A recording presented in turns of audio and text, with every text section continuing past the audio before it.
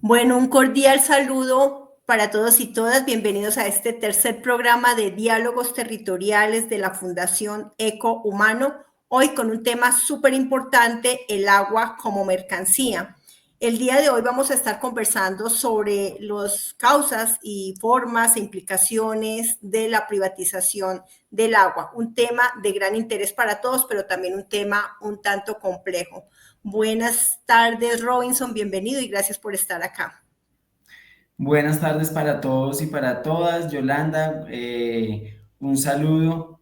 El día de hoy, como lo dijo Yolanda, vamos a estar hablando de un tema supremamente importante y creo que cada día más robusto en cuanto a la política y las políticas a nivel global nos han llevado a repensarnos la forma en la cual nosotros nos relacionamos con el agua y cómo el agua se ha convertido hasta el día de hoy más que en ese bien común que se supone el de acceso para todos y todas, y no solamente estoy hablando de los seres humanos, sino de todos los seres vivos, se ha convertido ya en un tema en el que el factor económico incide principalmente. Entonces, importantísimo este tema en la actualidad y ojalá que la discusión pueda trascender también a otros espacios.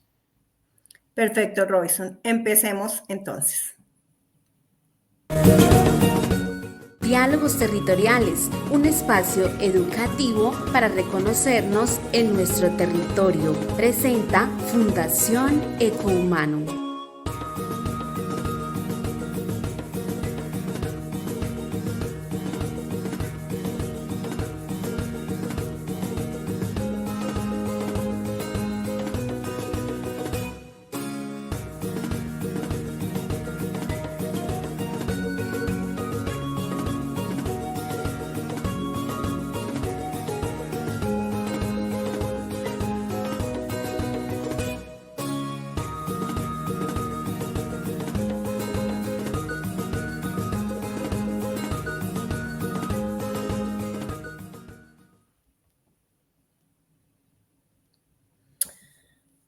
Bueno, Robinson, entonces, fundamental que nosotros el día de hoy retomemos un poco, estábamos hablando en nuestro anterior programa sobre el agua como derecho fundamental y recordemos que en ese momento decíamos que para que se cumpla este derecho, para que se satisfaga esta necesidad elemental del agua, tendría que la categoría de derecho fundamental ser elevado en nuestra estructura jurídica, ¿cierto? Tiene que ver con una decisión política de los estados y de las instituciones. Y digamos, para que el agua sea garantizado como derecho fundamental, se deberían de establecer estas condiciones, que haya suficiente disponibilidad de agua potable de manera continua y de manera suficiente, cosa que no ocurre en nuestro territorio nacional. Veíamos que en las zonas urbanas el 97% de la población accede al agua potable y en el sector rural hasta el 47% es lo que nos dicen las instituciones públicas. También que otra de las condiciones es que haya un acceso físico, es decir, que las familias, tanto de la ruralidad como de las zonas urbanas, puedan tener el acceso a un alcantarillado, a un acueducto o a cualquier medio que permite el acceso al agua y que también, digamos, que el factor económico no sea una limitante, porque si no, pues no sería un derecho. Y que haya, que el agua sea de calidad, cosa que no ocurre en nuestros municipios, ni siquiera los que son, que hacen parte de la cuenca del río Chicamocha. Entonces vamos a estar haciendo como ese paneo también para mirar qué significa que el agua sea un derecho fundamental y qué significa que el agua sea una mercancía. Al final de nuestro programa, Robinson, vamos a tenerles, como siempre, no todo está perdido.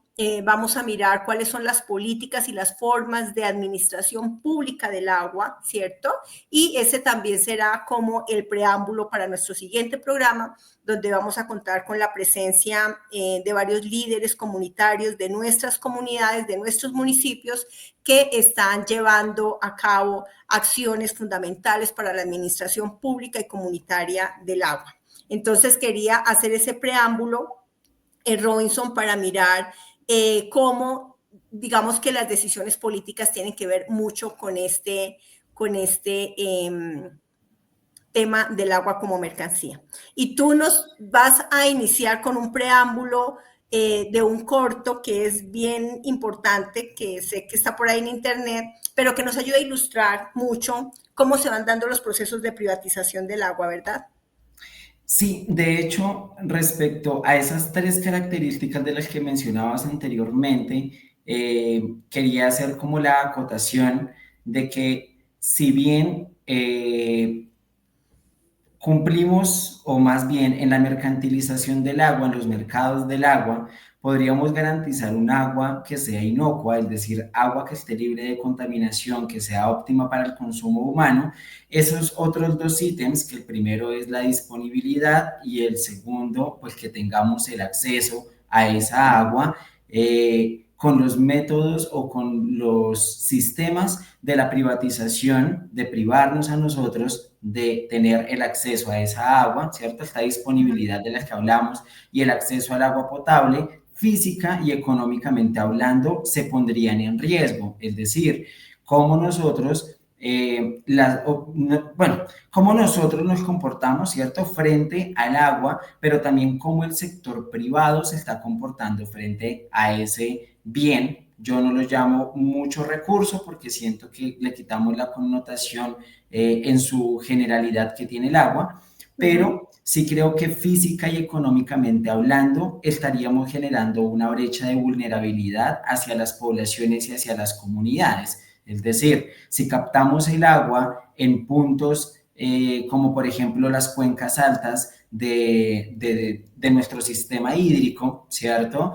Pues no le estamos otorgando esos derechos, ¿cierto? Que deberían tener el agua, que es el acceso física y económicamente hablando, ¿sí? Lo pongo en términos de cuánto nos cuesta a nosotros comprar una botella de agua y cuánto vale un metro cúbico de agua que llega a nuestra casa, ¿sí? Entonces, no tiene ningún equilibrio entre lo físico, lo económico, pero tampoco le vamos a garantizar a las personas que tengan una disponibilidad del agua de manera continua y suficiente. Es decir, esa continuidad y suficiencia del agua únicamente dependería de la cantidad de agua que la empresa privada o que el sector privado esté dispuesto a tratar o esté dispuesto a ofrecer al mercado, ¿sí? Y por tanto, en cuanto a este primer y segundo punto, estaríamos cerrando en cuanto a ese camino a el agua como si fuese un derecho fundamental o a establecer el agua como un derecho fundamental.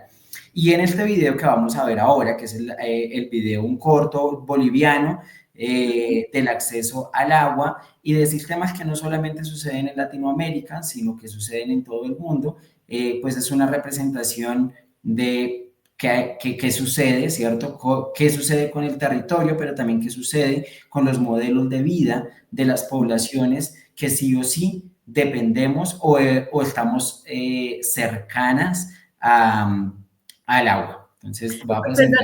Perdóname, Robinson, hago una acotación y es que recordemos que en Bolivia en el año 2000 se llevó a cabo una guerra por el agua, precisamente porque el Estado decidió privatizar el servicio de agua y entregárselo a una multinacional. O sea, esto que hemos escuchado de que las guerras por el agua, pues ya se han venido dando incluso en América Latina. Entonces, me parece bien importante resaltar esto. Y bueno, yo sé que en el pequeño corto que vamos a ver hay una ilustración de cómo se dan esos procesos de privatización.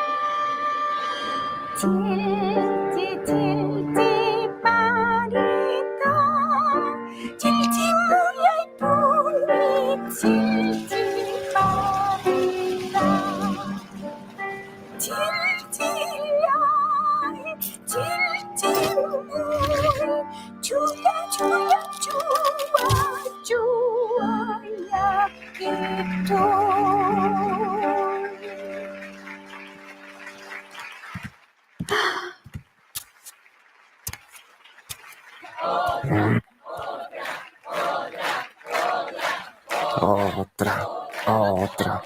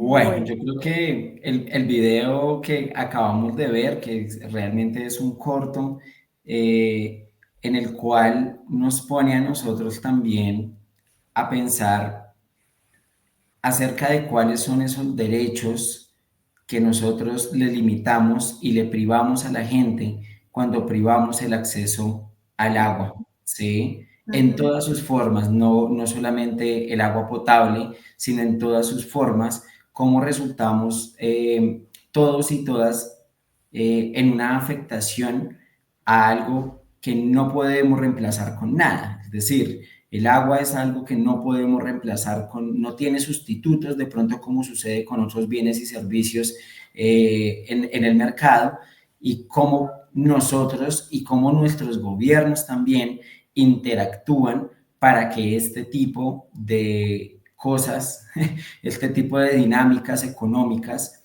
puedan estar en el territorio sin ninguna regulación o con regulaciones, qué pena, muy precarias, que finalmente limitan el acceso al agua a las comunidades. Y nuevamente, digamos que lo reitero, no solamente a las comunidades humanas, sino en general a los ecosistemas, y a que esa prestación de servicios ecosistémicos se siga dando en el tiempo. Sí, Robinson, es que este pequeño corto que recomendamos a la audiencia, que lo vea, dura 15 minuticos, es muy sencillo, pero es muy ejemplificante. Veía la semana pasada justamente un programa, algo muy similar está pasando, por ejemplo, en Manizales, ha ocurrido en Cartagena, en donde se le ha dado la responsabilidad o el derecho, más bien, a alguna empresa privada de ofrecer el servicio, ¿cierto? Y digamos que bajo este pretexto del que vamos a hablar ahora, que es el tema de la administración pública del agua, entonces las comunidades terminan, por un lado, comprando el agua que deberían las instituciones públicas organizar a las comunidades, ¿cierto? Y hacer que el bien público, como es el agua, sea distribuido donde todas las familias puedan tener el acceso. Entonces, lo que se da cuenta, y lo que hay experiencias que muestran lo que muestra Abuela Grillo, y es que llegan empresas privatizadoras, ¿cierto? Algunas, ante la ineficiencia de algunos servidores públicos y de algunas instituciones, lo que hacen es empezar a vender, por ejemplo, el agua embotellada. O tienen, digamos, formas, que ahorita vamos a mirar las diferentes formas de privatización, pero que en última lo que está detrás de eso es un negocio, ¿sí? Muchas de las veces esto pues acuñado también por por la corrupción, por ejemplo, y por algunos servidores públicos que piensan que es, y además es la justificación, ¿no? De que todo lo privado es mejor que lo público. Entonces, bajo esa lógica es que los gobiernos han venido operando y empiezan a decir, no solamente con el tema del agua, ha pasado en Colombia con todo, con Telecom, con Isagen, con todas las empresas públicas que se han construido con recursos públicos bajo el pretexto de que la administración de lo público es ineficiente, entonces se termina entregando a una empresa privada con el pretexto de que es mejor lo privado que lo público y pues realmente no es así.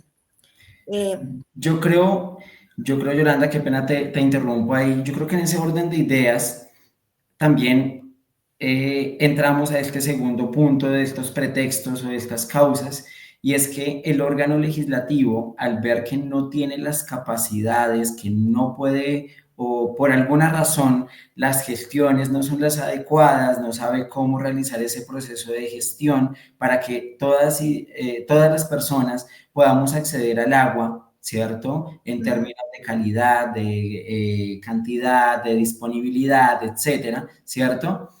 Entonces entra en un proceso en el cual le permite a la empresa privada o al privado poder tener esas riendas. Es decir, permite por medio de la legislación nacional que eso se pueda dar, que esos términos se puedan dar. Es más, de hecho, en todas las cuencas hidrográficas se tiene que hacer un proceso que se llama un proceso del balance hídrico, y el balance hídrico es, bueno, esta es la cantidad de agua a ofertar o que se puede ofertar, y esta es la cantidad de agua demandada. Si nosotros lo miramos en términos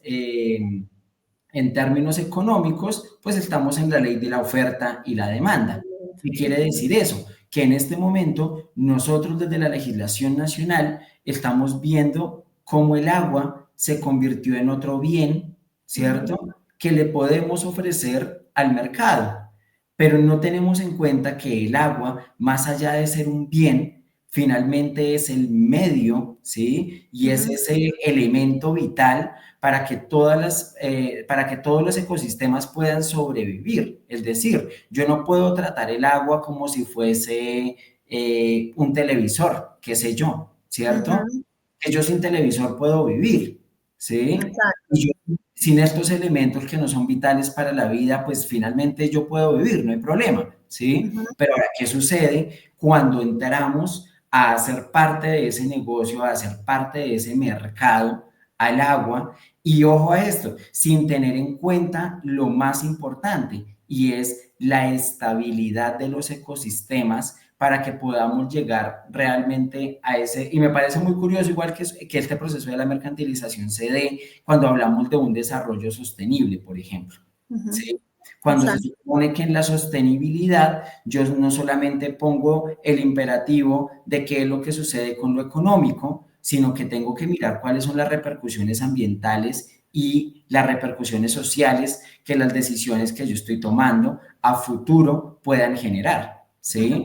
Y también me parece un proceso en el cual lo miramos desde el presente, es decir, desde el ya, ¿sí? Y el ahora, pero no estamos viendo ese proceso o no ponemos sobre la mesa ese proceso en qué es lo que va a suceder a futuro, es decir, qué le estamos dejando nosotros a las generaciones futuras, ¿sí? Un espacio, un lugar, un territorio, como ustedes quieran denominarlo, en el cual no vamos a poder tener la seguridad de poder convivir, ¿cierto? Con esos otros seres, porque alguno de nosotros se va a desequilibrar cuando haya una carencia, un desabastecimiento de ese recurso, ¿sí? De ese recurso, llamado recurso, ¿cierto? Pero también, y lo hablábamos hace un momento con Yolanda, lo que sucede cuando la gestión del agua, que aquí lo llaman recurso hídrico, también en la legislación nacional le dan una connotación de recurso, por lo mismo, porque hace parte de un mercado, ¿cierto?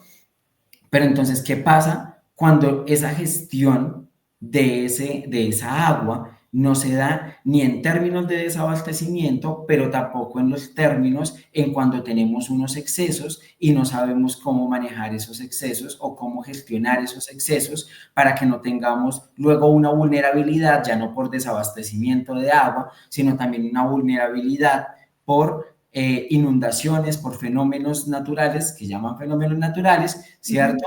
Que finalmente es la gestión del riesgo de desastres, es decir, cómo nosotros nos estamos comportando con ese riesgo de desastres cuando no sabemos cómo gestionar los espacios, los ecosistemas y mucho menos los recursos para que esa vulnerabilidad cada vez sea menor, ¿no? Yo quisiera como retomar varias cosas que tú has mencionado que me parecen bien importantes, Robinson, y es que uno, digamos que bajo este pretexto de que la administración de lo público es deficiente y que la administración de lo privado sí es eficiente, aquí hay varias cosas que hay que tener en cuenta. Uno, lo que está demostrado es que a través de la privatización del servicio público del agua en sus diferentes formas, lo que se da, por ejemplo, es lo que tú mencionabas, la privatización del servicio para unos, o sea, las personas que tienen cómo pagar podrían acceder al servicio, entonces dejaría de ser un derecho humano, o sea, ni siquiera un derecho fundamental, sino un derecho humano, que se supone que en el mundo ningún ser humano puede ser privado del acceso al agua. Dos, se está utilizando una infraestructura que es del Estado, acueductos comunitarios que han sido nuestros abuelos, nuestros tatarabuelos, los que ayudaron a construir, ¿cierto? A través de convites. Ha habido toda una infraestructura y un capital que está ahí y que esto se pierde de vista cuando se privatiza. Entonces llegan las empresas únicamente a sacar el lucro porque la privatización siempre le va a importar el lucro y el beneficio económico por encima de que haya niños muriendo de sed, de hambre, de desnutrición, ¿cierto? Y lo otro que estabas mencionando con relación al caso cuando se privatiza, por ejemplo, el agua en una empresa X, en estos momentos estamos viviendo el caso puntual de Gensa, por ejemplo, ¿cierto? Allí en Paipa, en donde hay un deterioro total del tramo del río Chicamocha, ¿cierto? A la altura de Paipa, en donde prácticamente está tomándose la totalidad del agua del río, prácticamente acabaron con el río, donde no hay participación de la comunidad, donde básicamente una empresa toma poderío de ese territorio, de ese tramo, de un ecosistema y lo utiliza para su propio beneficio.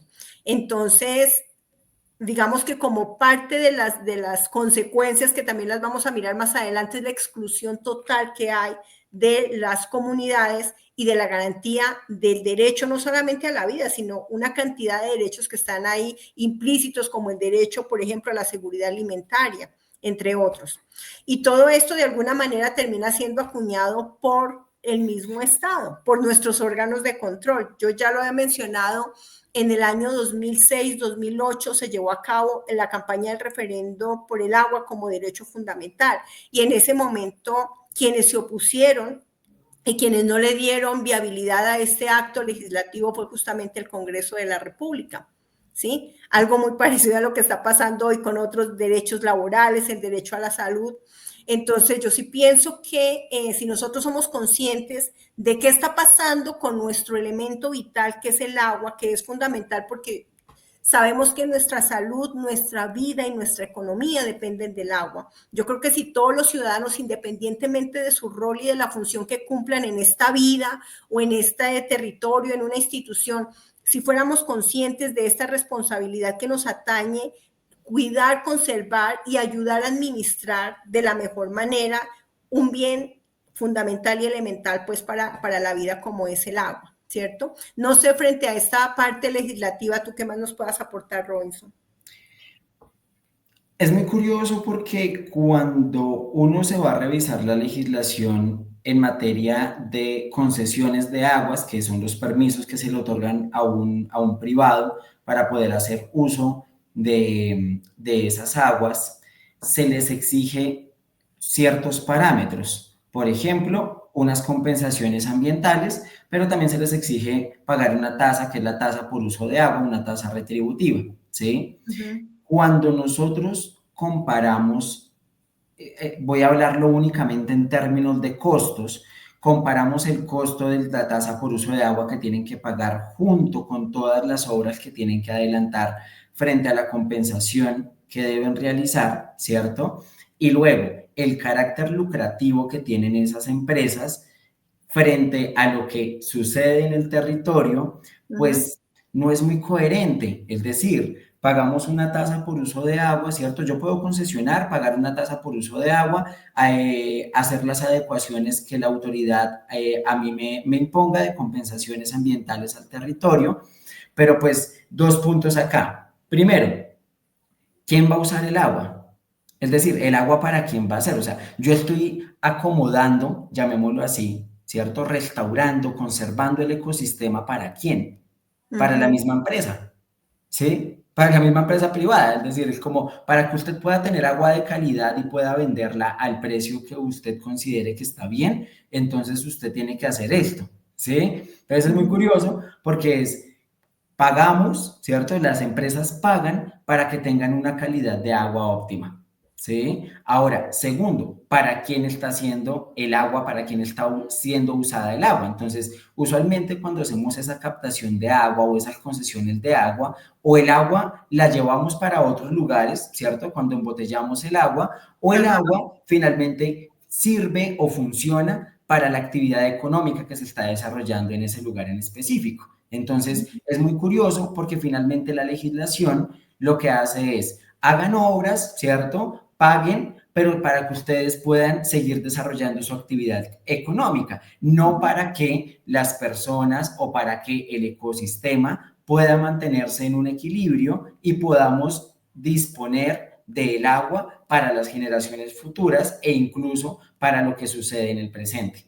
Entonces es muy curioso en cuanto a la legislación nacional que finalmente, si uno lo mira en retrospectiva, ¿a quién beneficia? ¿Sí? ¿O para quién están diseñados esos mecanismos? ¿No?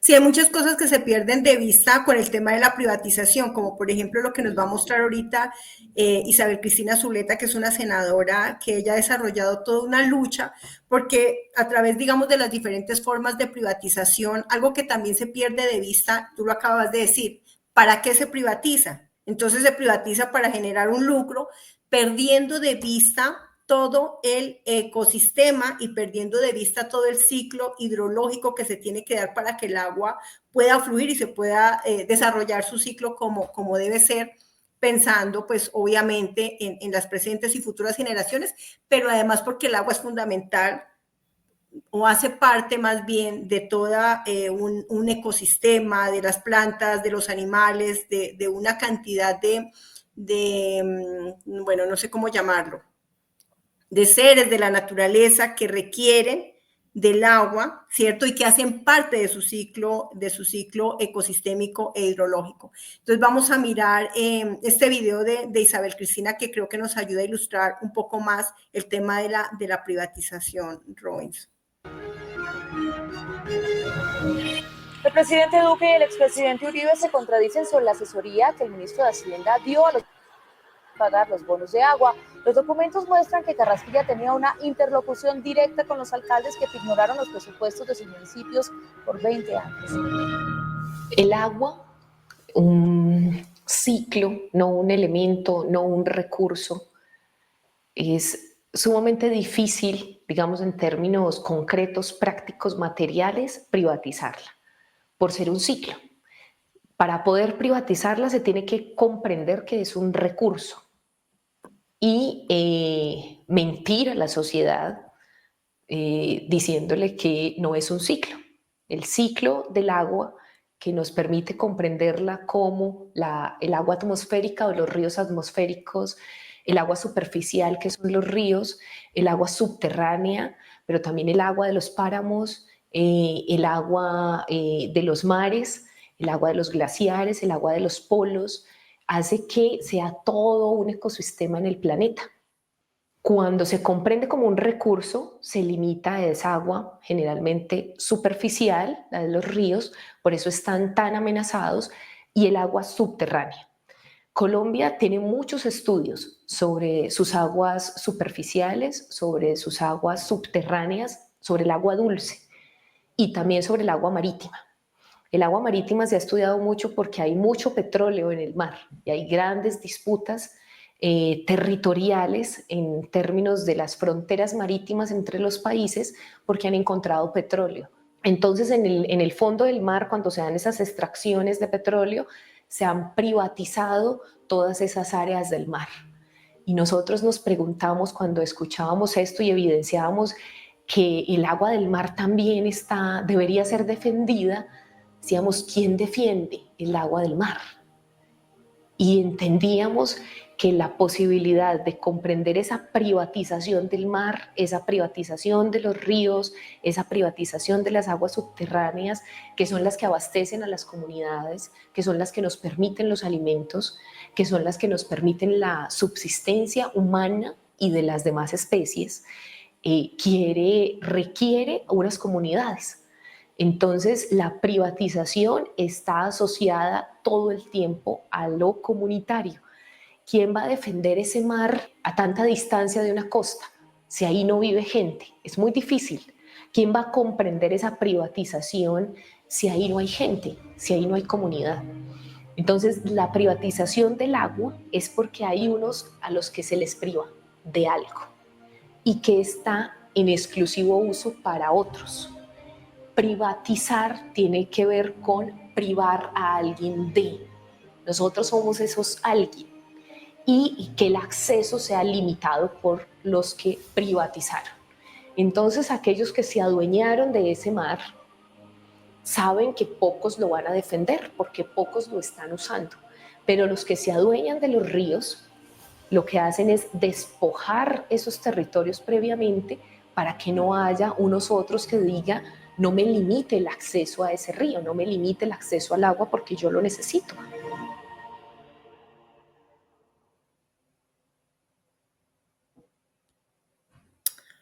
Bueno, Robinson, creo que Isabel Cristina nos ilustra dos situaciones o dos experiencias bien grandes que han sucedido en Colombia.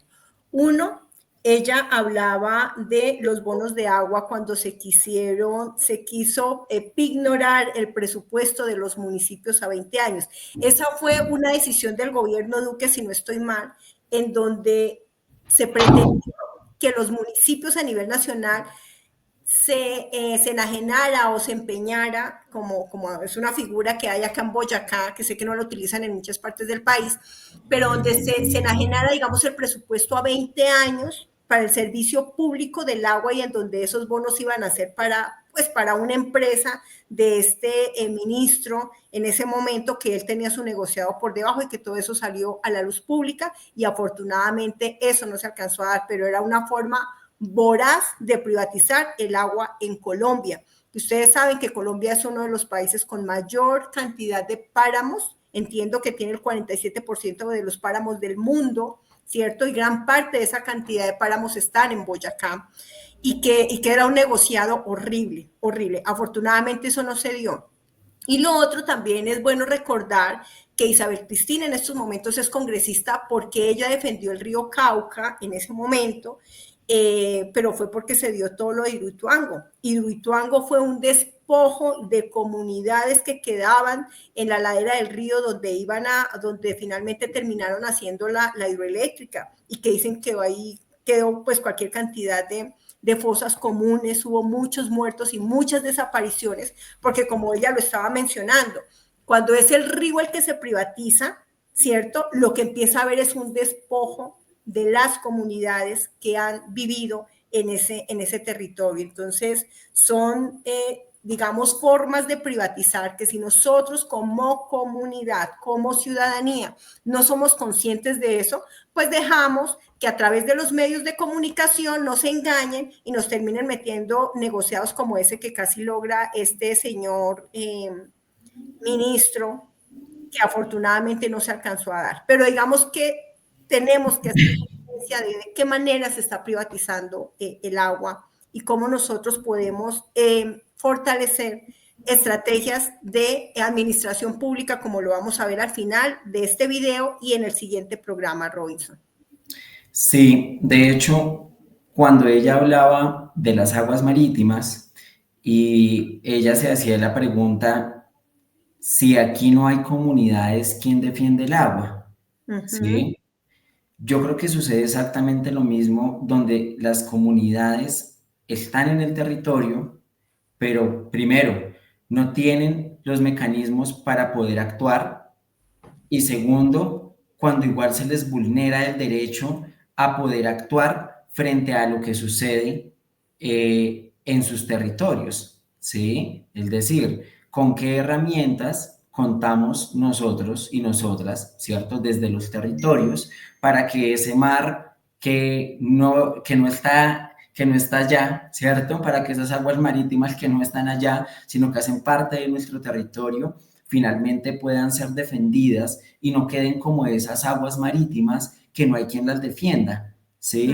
Que no hay comunidades que las puedan defender porque como no le pertenece a nadie, entre muchas comillas, ¿cierto? Que también es un concepto privatizador, pero como no hay nadie en ese lugar que pueda defenderlo, pues nosotros estaríamos prácticamente en el mismo panorama cuando no contamos con las herramientas para poder hacerlo. Yo creo que es importante que no solamente desde esos escritos, ¿cierto? Desde esa legislación que está en el papel, podamos nosotros llegar a defenderlo, sino cómo realmente empezamos nosotros a transformar la dinámica económica, ¿cierto? Y social para que no tengamos que llegar a veces a tener peleas absurdas y pelear con emporios que son emporios gigantes con los cuales nosotros pues llegar a pelear. Primero necesitamos de recursos económicos y volvemos otra vez a lo económico, ¿cierto? Y necesitamos de la capacidad humana, que muchas veces esa capacidad humana se ve amedrentada porque tampoco tiene el recurso económico para hacerlo. Entonces, es muy curioso porque en el proceso de la mercantilización del agua, desde donde nosotros lo miramos, hace parte de un proceso económico. Y el agua, que es un bien para todos y todas, no puede convertirse entonces en un proceso económico todo el tiempo, que para poder defenderla tenga que ser por medios económicos, ¿sí? Que para poder tener el acceso a ella tenga que ser también únicamente por medios económicos. Entonces la pregunta también es, ¿seguimos pensando nosotros que el agua tiene que seguir cumpliendo esas características de la oferta, la demanda y quién puede comprarla? ¿Sí? Y si quien puede comprarla realmente puede decidir no solamente sobre el agua, sino sobre el bienestar y la calidad de vida y todas las dinámicas que suceden alrededor del proyecto en el cual se mercantiliza el agua. Entonces es bien curioso, de hecho creo que los casos más concretos en los que yo he participado han sido casos en los que el agua es de una calidad impresionante, es decir, en cuencas altas, donde nace el agua, y privamos el agua, es decir, cerramos la llave, ¿cierto? O más bien, le ponemos un ducto distinto en donde el agua presenta la mejor calidad y la mayor cantidad. Entonces, de ahí para abajo, ¿cierto? Desde la cuenca alta, cuenca media, cuenca baja, ¿qué está pasando con todos los sistemas de ahí para abajo? Y entonces es muy curioso también porque nosotros vemos los proyectos únicamente con un área de influencia directa y lo que pasa a su alrededor. Y si ni siquiera lo que pasa alrededor llega a ser suplido con lo que la legislación en este momento dicta, pues imagínate qué es lo que sucede aguas abajo. ¿Sí? No medimos los impactos de esa acción de la mercantilización del agua cuando llega a escenarios que ni siquiera son previstos en la planeación de los proyectos. Entonces, yo creo que es importante también entrar a revisar cómo estamos haciendo esa evaluación de los impactos, no solamente en el área de influencia directa de esa mercantilización del agua, sino que sucede a nivel ecosistémico en general. Exacto. Decía también María Cristina, es una cuestión de un ciclo, ¿sí? Exacto. Entonces, estamos en un ciclo y si en algún punto de ese ciclo algo pasa, de ahí en adelante todo se va a ver alterado. ¿Sí?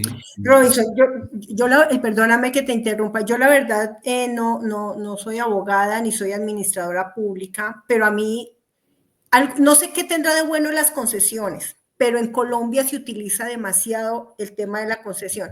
Concesionan las vías, concesionan todo, concesionan el agua.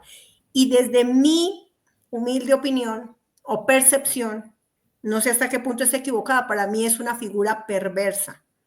Es una figura perversa porque, por ejemplo, a través de las concesiones de agua, pueda que se optimice un poco el servicio, pasó por ejemplo en Tunja, pero son casos excepcionales, ¿sí? Tunja era un municipio que venía con unas deficiencias inmensas en la administración pública del agua, pero lo que tú acababas de decir, o sea, se entrega en concesión, se entrega una riqueza ecosistémica, se entrega una infraestructura, como pasa con este punto también de la privatización de la infraestructura, a cambio del lucro de unos privados, de una empresa, muchas de las veces empresas que son multinacionales, como ha pasado aquí en Colombia, como pasó en Tunja, en donde hay una fuga de capital económico importante. Aparte de que se descuida toda la parte de restauración ecológica, ¿cierto? Y en donde son empresas que se lucran no solamente de esa infraestructura, sino también de todos los bienes del capital económico de las comunidades que subsisten y que tienen que pagar para poder acceder al servicio. O sea que aquí hay, digamos, hay un beneficio desde varios ángulos para estas empresas privadas y que muchas de las veces también lo que hay detrás de eso son negociados, como pasa, reitero, con muchas de las entidades públicas, que es un capital público, que se privatiza con el pretexto de la administración y que uno sabe que de trasfondo lo que hay es unos negociados impresionantes para algunos padres de la patria que nosotros mismos votamos por ellos, ¿verdad? Acá frente a estas formas de privatizaciones, entonces el hecho de que se entregue la administración del servicio a una empresa privada, el hecho de que se entregue, por ejemplo, no que necesitamos pegar el tubo o hacer un mantenimiento al acueducto, todo eso lo terminamos privatizando. Hay también algunas gestiones público-privadas, que este es un modelo francés, entiendo, en donde los privados terminan poniendo algo de capital, pero ellos nunca van a pérdida. Por supuesto, siempre lo hacen desde el punto de vista economicista, desde el punto de vista del rendimiento de su capital, obviamente a costa de esa inversión que se hace soportada en un capital público, ¿cierto? Que le pertenece a las comunidades. Y vemos, por ejemplo, acá en Boyacá, en nuestra cuenca alta, pues en nuestra cuenca del río Chicamocha en general, que es lo que ha inspirado a hacer este programa, y vemos el desastre tan tenaz que tenemos con la contaminación del río. Entonces, el montaje de las plantas de tratamiento, los estudios que duran siglos, las inversiones que se hacen, que es una fuga de capital importante y que finalmente nunca se terminan construyendo las plantas de tratamiento como ocurre aquí en Sogamoso, por ejemplo. Es impresionante cómo está el río. Entonces son como formas, pretextos que se utilizan para no optimizar los recursos del Estado, y yo sí hago un llamado, digamos, a la ciudadanía para que pongamos en cintura a nuestros funcionarios públicos. Es que ellos son las personas que nos tienen que rendir cuentas a nosotros y nosotros como ciudadanos asumir nuestro papel, ¿cierto? Para poder exigir, oye, ¿qué está pasando?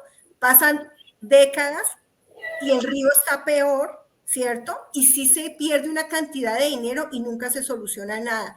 Entonces, todo esto ocurre con estas figuras de las concesiones, con esta figura de la privatización, con la figura de que todo entregamos a un privado para que nos haga, ¿cierto?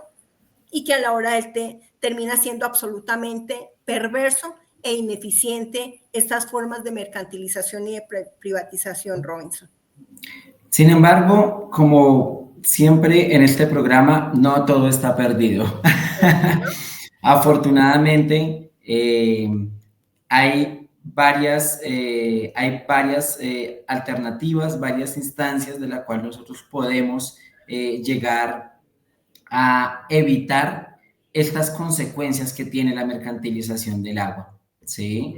Es decir, dentro de estas implicaciones o consecuencias que tenemos está esa pérdida del control territorial, y entonces no todo está perdido. ¿Por qué? Porque nosotros también somos actores activos y tenemos que empezar a desarrollar o a involucrarnos en lo que sucede en nuestro territorio, es decir, a crear una identidad de ese territorio, a crear ese tejido social y a fortalecerlo, ¿cierto? En cuanto a todas las estrategias que también desde la legislación se plantean, es decir, afortunadamente la legislación no solamente va encaminada hacia una parte, sino que también tenemos que ser muy hábiles a la hora de poder discernir la información que hay en la legislación para que ese control territorial se fortalezca y ese tejido social también nos lleve a nosotros a tomar acción frente a lo que está sucediendo, ¿sí?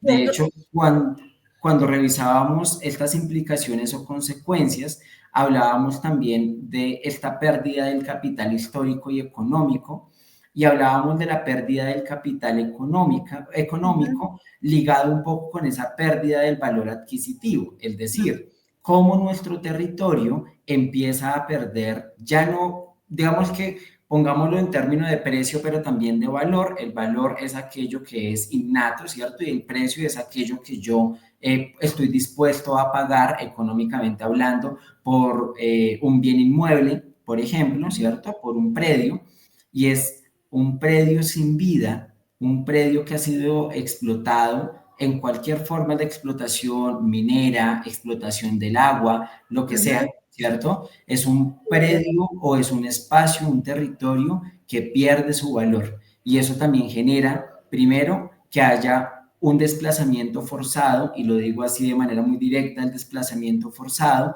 porque finalmente todas las formas de vida que existen en ese territorio empiezan a perderse y empiezan a transformarse. Y entonces yo ya no puedo habitar ese territorio porque ya ni me siento identificado, ni me siento identificada, ni tampoco puedo seguir desarrollando mi actividad económica, ni tampoco tengo ese arraigo que yo traía, ¿cierto? De mi territorio ya no existe porque se transformó, porque cambió, ¿sí? Y entonces no solamente le perdemos el valor, ese valor espiritual o ese valor intrínseco, ¿cierto? De conexión que yo tengo para con el espacio, sino que también el valor económico empieza a verse reflejado. Entonces, como yo ya no valoro tanto ese espacio, entonces estoy dispuesto a venderlo en menos precio también, pero el mercado también nos lleva a esa dinámica. Y es como, pues, ese territorio, ese terreno, ese predio que usted tenía,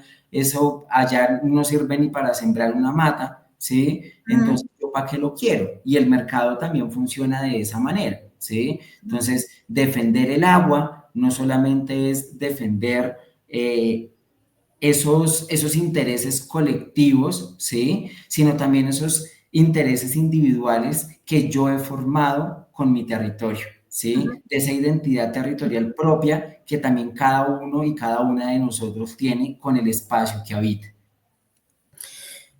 Robinson, algo que me parece fundamental y sigo haciendo llamado a nuestro rol como ciudadanos y como habitantes de este planeta.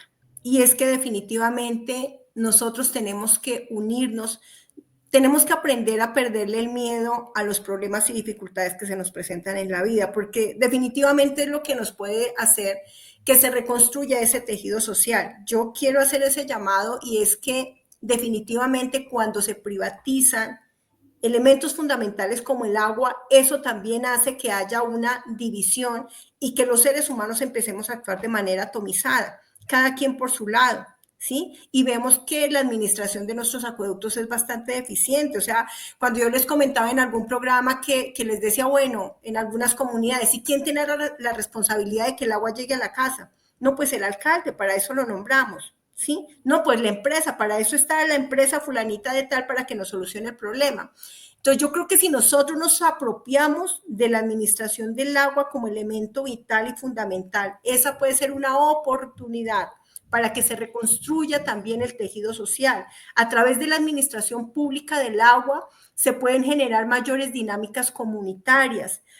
Podríamos fortalecer nuestras instituciones públicas y comunitarias, por ejemplo. Entonces, digamos que aquí he llamado es también a que haya, a través de la administración del agua, una mejor convivencia, ¿cierto? Que haya una mayor identidad cultural, en donde nosotros estemos aprendiendo sobre las diferentes formas de administración. Yo sé que muchos ciudadanos no tenemos idea de, por ejemplo, cómo se podría o cuáles son las normas que rigen la administración de un acueducto comunitario, o por qué se privatizan o por qué no. Entonces, yo creo que sí nos hace falta, digamos, asumir con mayor responsabilidad nuestro rol que nos corresponde por el simple hecho de tener una cédula de ciudadanía. Es así de sencillo. Es asumir que somos adultos para poder asumir la responsabilidad que nos corresponde. Entonces, ya para ir finalizando y con nuestra sección de No todo está perdido, le queremos mostrar a nuestra audiencia cómo la Red Nacional de Acueductos Comunitarios está desarrollando unas acciones importantes y que también, como tú lo estabas mencionando, Robinson, hay una normatividad que también es importante que nosotros la conozcamos y que nos amparemos en ellos para seguir adelante, mejorando y construyendo una red social y una red comunitaria de la administración pública del agua. Entonces, vamos a darle cabida un minutico a este video que nos ayude a ilustrar cuál es el camino por el que nosotros queremos orientar a las comunidades.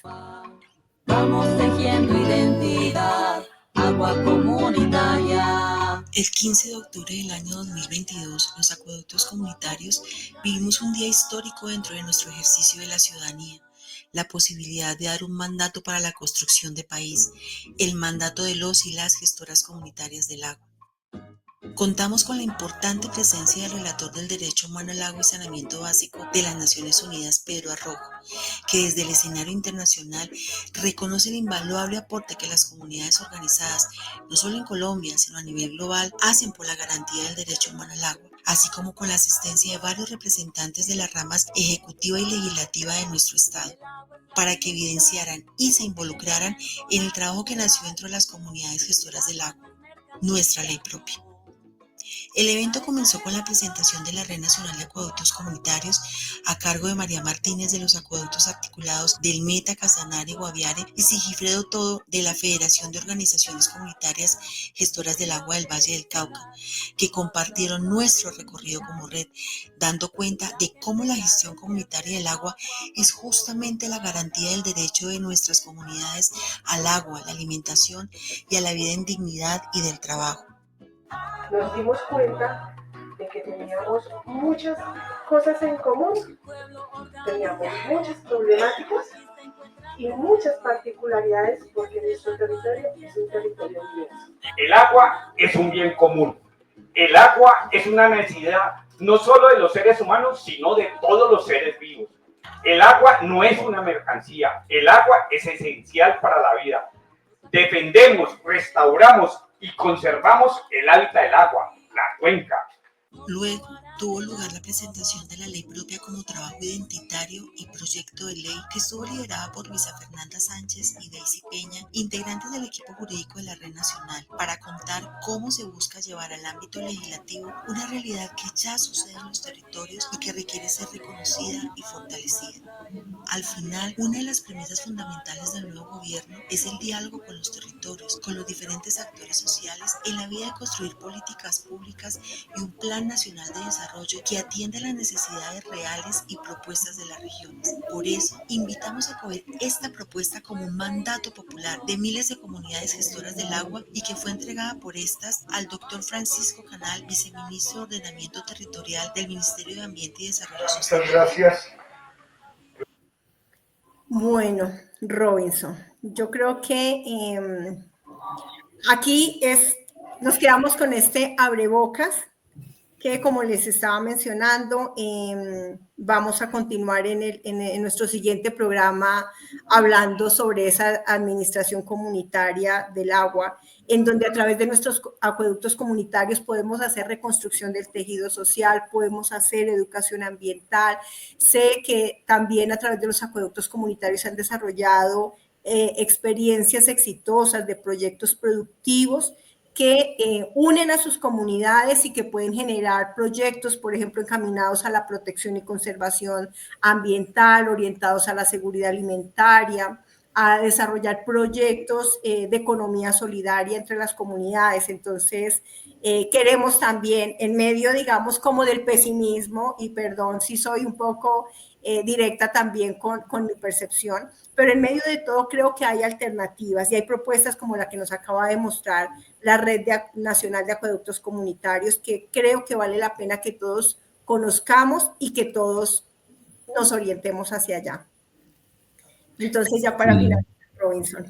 Sí, así es, Yolanda. Yo creo que voy a cerrar también instando a la acción, pero más allá de eso, instando a la reflexión acerca de cómo nosotros y nosotras actuamos y le damos cabida a esos mecanismos de participación que nos permite incidir en nuestro territorio, es decir, que nos permiten generar identidad, pero asimismo que nos permiten mantener la autonomía territorial, ¿sí? Y que nos permite tomar las decisiones sobre lo que nos afecta de manera directa, pero también de manera indirecta, ¿sí? Entonces creo que es más que cualquier otra cosa, sí me gustaría cerrar con eso, con esa invitación a que busquemos las formas, a que busquemos las personas, a que busquemos a los líderes y a las lideresas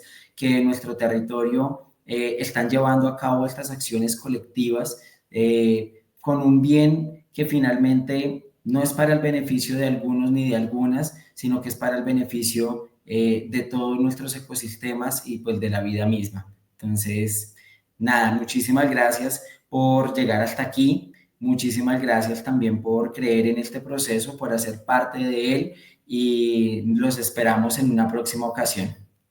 Muchas gracias, Robinson. Muchas gracias a nuestra audiencia. Los invitamos a que compartan este video si tienen personas que les interesa este tema que me parece que es muy importante, que debería importarnos a todos, ¿cierto? Entonces, nada, muchísimas gracias y esperamos vernos pronto con un tema de la Administración Comunitaria del Agua. Muchísimas gracias y buen día para todos.